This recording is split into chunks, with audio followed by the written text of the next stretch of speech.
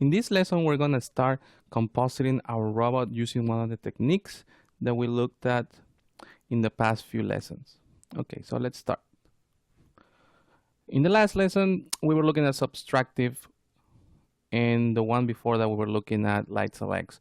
So to composite this robot, I think I'm going to use a mix of light selects and additive technique. So this is a comp from 2 lessons ago. Let's take that. Let's take this, duplicate it, and make a new one and call it DT robot build comp. And let's make sure that one goes here. Okay. So right now it doesn't really match at all. So let's go inside this comp. Oh, it should be build comp. Oh, okay.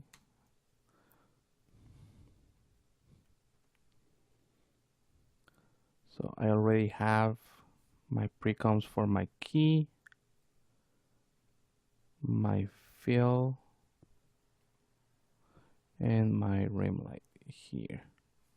I'm not going to use these because these are the from the comp that we built a couple of lessons ago. And let's use this, and we're going to multiply by the diffuse. Then we're going to add the raw GI. Let's use raw GI instead of GI because I just want to be tweaking the color of the robot using the diffuse pass, which is this one right here. Raw GI. Let's use specular. Let's use refract, reflect. Okay, we have all of that. Reflect, refract, subsurface, self-illumination, and our alpha. Let's make sure that we are pre-multiplying all of these passes. Okay. Pre-multiply this. And this one. Diffuse. Okay, raw GI is not pre-multiplied. Neither is specular or reflect or refract. Oh, any of this. Okay. Yeah.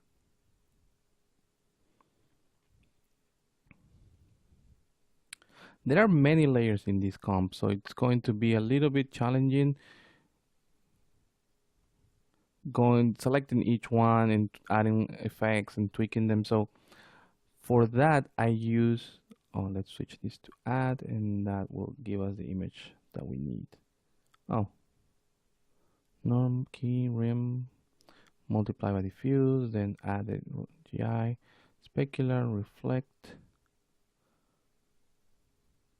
Oh, there's something going on with our raw GI.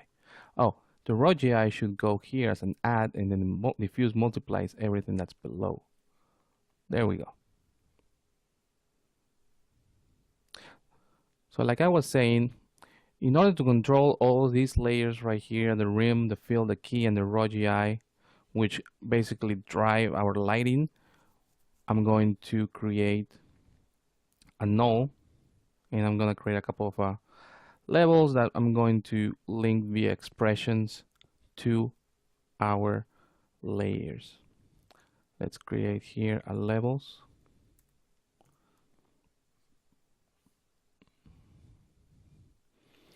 And let's call these key levels. Then edit, copy with property links, and paste it here. Now, if we tweak this one, now we're tweaking the levels themselves. And we're going to keep adding more and more to this null. That way we're going to be controlling all of our lighting within one effects control panel rather than just jumping through different layers. Let's call this lighting controls. So we're going to do the same. And let's add a hue and saturation.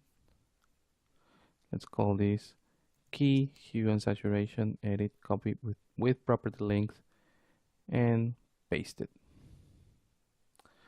We're going to do the same for the fill and the rim. Let's do a levels. Oh, sorry, wrong one. Levels. Let's call this fill levels. Copy, paste here. Hue and saturation.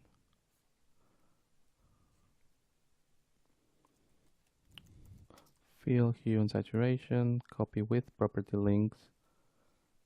And paste. Finally, levels here.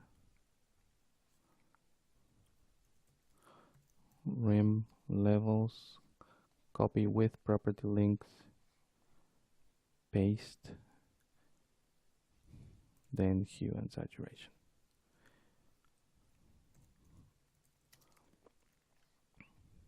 This copy with property links is really useful because then you can parent the expressions, effects that are really deep in the layer stack, and you have access to them really quick.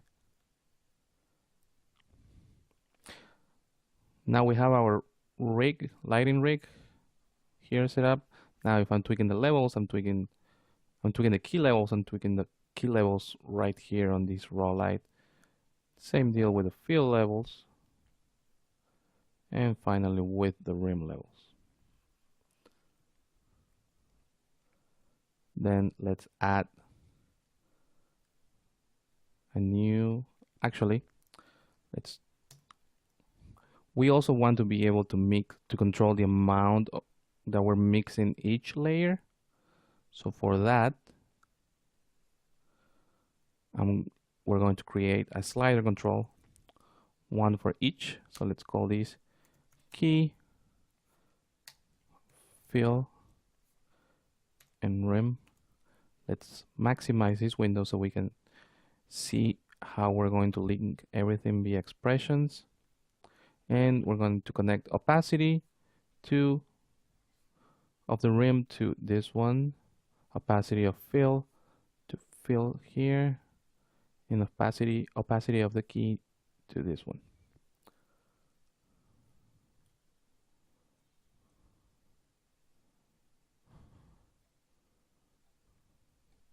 Zoom out, and now you can see that we can control the mix amount of each one, all within one effects control, one layer actually. Finally, let's add an adjustment layer. We're going to put that right here and call that overall lighting. And for that, I prefer to use a curves adjustment. I find myself using a mix of curves and levels all the time. I think it's hard to describe when you need it, but I like curves for having more control over adding contrast to an image. So we're going to create a curves, put it here in the lighting control, and call it overall curves, and copy with property links and paste it here. Then if I tweak this, then I'm tweaking the overall lighting for my raw light selects.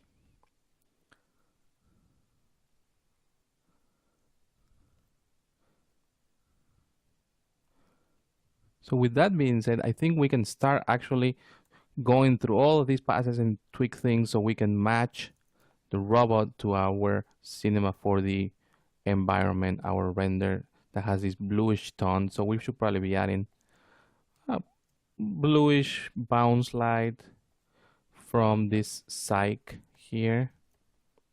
And we will be doing that in the next lesson. So this was a look at how to set up our comp for the robot using expressions to control all the effects within one layer.